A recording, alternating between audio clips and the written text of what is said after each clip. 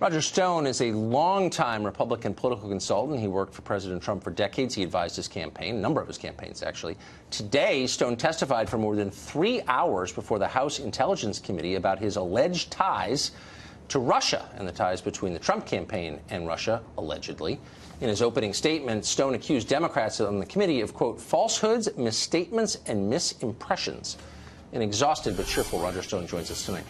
So, Roger, no matter what you're saying, people are going to say, that didn't really happen. Where can I've been looking all day for a transcript of this. It took place before a committee in the Congress. How can I get an official transcript of what happened? Well, unfortunately, I don't think you'll ever be able to get a transcript. That's my whole point, which is the Democrats on the committee had no trouble savaging me and the president in public, saying, oh, Stone knew about the hacking of John Podesta's email. I did not. Stone knew about the content of the WikiLeaks disclosures in October. I did not.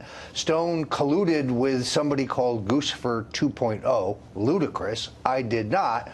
They say all these things in public. Stone worked for the Kremlin, one congresswoman said. Stone has worked for Russia. All these things false. They say them in public, but then they won't afford you the same opportunity, saying, oh, you have to testify behind closed doors, and we won't release the transcript. I thought the Republicans were in charge of Congress, well, you would think. Look, the fair American way would be allow you to face your accuser in a public forum, to allow you to respond in the same forum in which the accusations were made. That's why I said today, President Trump is absolutely right. This is a witch hunt. This is a scandal without facts or evidence. So you were in a colloquy with Congressman Schiff of Burbank, California. Yes. And you've kind of insulted each other. He's, as you just said, accused you of colluding with the Russian government. What was that exchange like today? It was pretty intense. I mean, the most interesting thing that happened today is I made the case in my prepared statement and in the question and answer period that I do not believe there is any solid evidence that the DNC was actually hacked, never mind hacked by the Russians, and that the cornerstone of that is that the Democratic National Committee refused to let the FBI examine their servers, preferring to have a company that was paid and directed by the DNC, CrowdStrike, do so.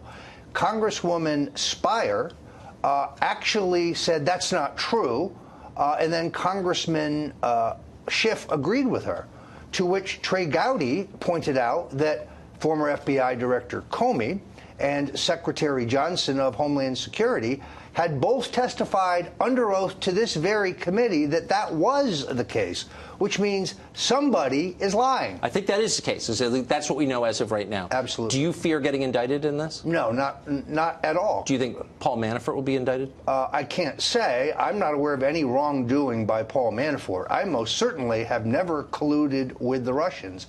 Look, I'm a Trump loyalist. I still think Donald Trump has the potential to be a great, transformative president.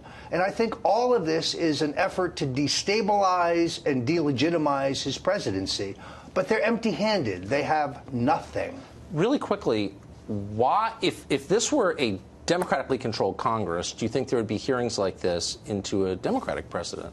Absolutely not. Look, this is an excuse. They have to come up with some excuse as to why Hillary Clinton spent $2 billion, had the support of the old media, the mainstream media, had the support of the new media in the sense that Yahoo and Google are rigging their algorithms to her benefit, and she still lost. She got outworked, outfoxed, outcampaigned by Donald Trump, and they just don't want to accept it. I tend to think that's right. Roger Stone, thanks a lot. Great to be here. Many thanks, Tucker.